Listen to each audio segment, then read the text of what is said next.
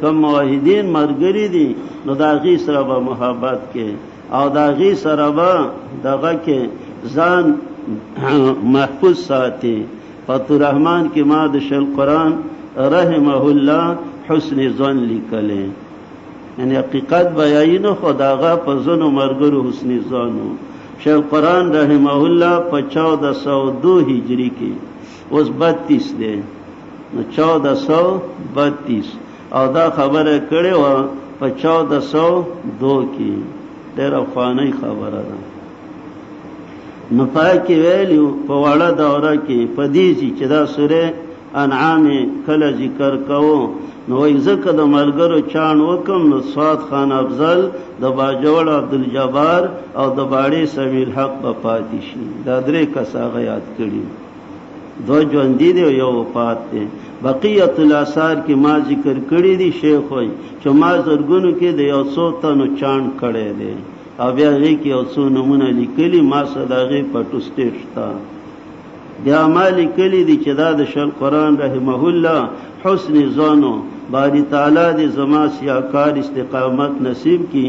او بیا ما لیکلي ما د خپلې اوږدې قصیدې په آخر کې لیکلي، وطن کې ما یو قصیده جوړه کړې وه ترغیب بموالات الموحدین، او هغه په اشعارو کې وه.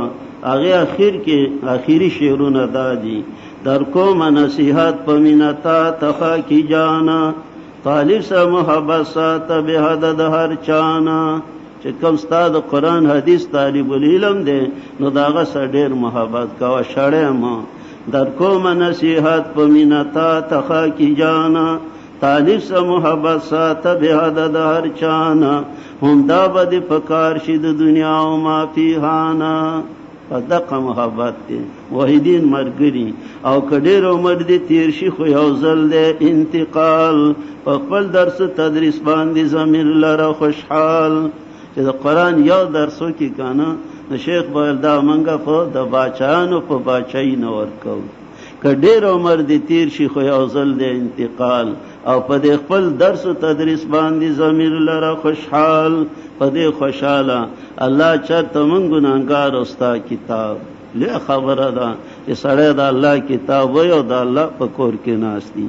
او دا ګلان موحدین طلبا د علم او مشران کشران او امزوري سړي